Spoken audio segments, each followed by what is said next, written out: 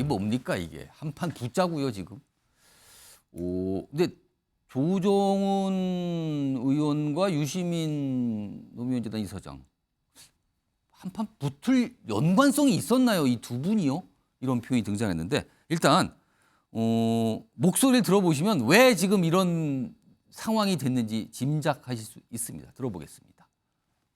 조정훈 의원은 저거 아닌가? 자연 다큐에 잘 나오는 인물? 무슨 박새 둥지에 뻐꾸기 알라는 더불어시민당 공천으로 국회의원 이거 참. 된 거잖아요. 그렇죠.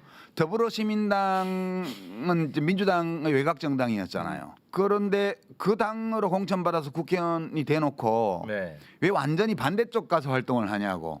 그 활동을 하려면 의원직을 내놓고 가서 하든가 하는 게 맞는 거 아닌가요? 네. 원래 뻐꾸기인데 박새인 것처럼 박새둥지에 와서 일단 깨고 난 다음에 다른 새끼들을 밀어내고 네. 받아먹은 다음에 날아서 저쪽으로 간 거거든.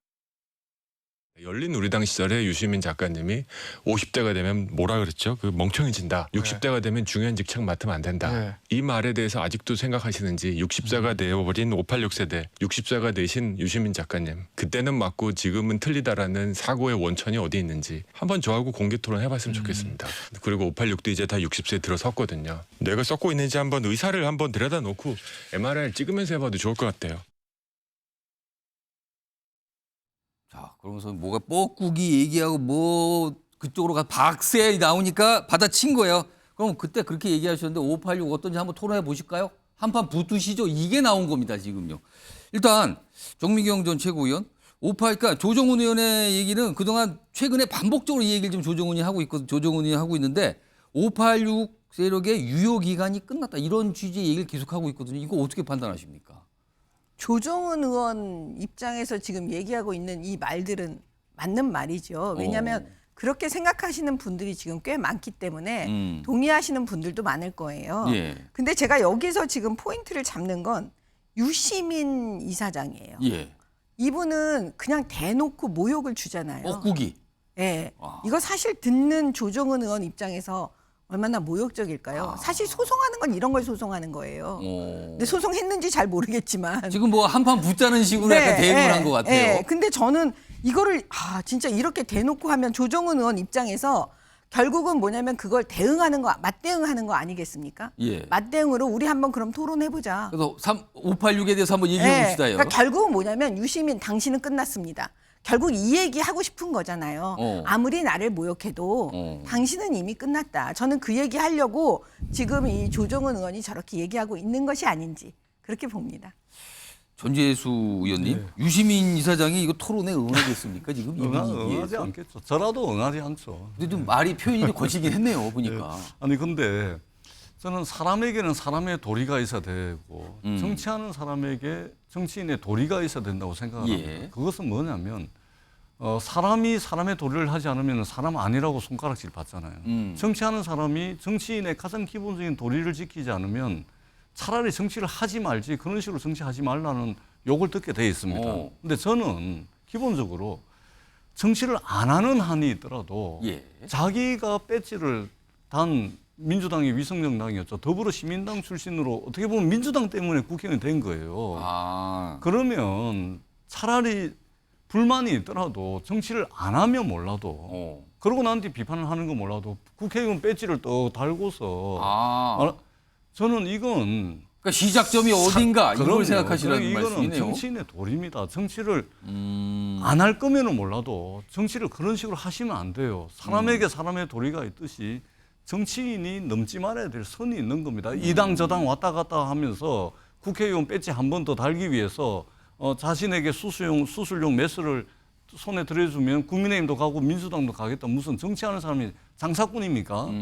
그렇기 때문에 조정훈 의원 같은 분은 사실은 정치권에 있으면 안 됩니다. 도리를 지켜야죠. 자, 오늘 이 말씀에 대해서 조정훈 의원이 뭐라고 또 반응을 보일 것 같기도 해요. 지금 굉장히 강한 말씀하셨는데. 보이더라도 제가 대꾸 안 합니다. 알겠습니다.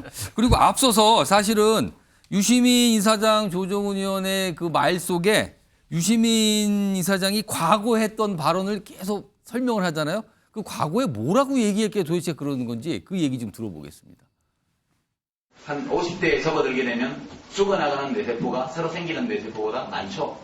사람이 멍청해집니다. 가능하면 60세가 넘으면 책임 있는 자리에 있지 말자. 박원석 전 의원님.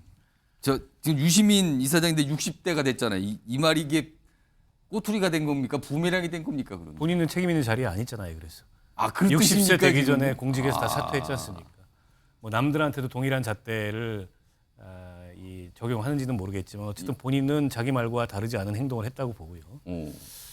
조정은 의원이 뭐 586 척결이 내 정치의 예. 목표다 이렇게 얘기를 하는데 아마 우리 정치권의 586 세대에 대해서 다양한 평가가 있을 수 있어요. 근데 그걸 조정은 의원 개인이 척결할 수도 없을 뿐더러 어떤 특정 세대의 척결이 자기 정치의 목표라는 게 이게 맞습니까?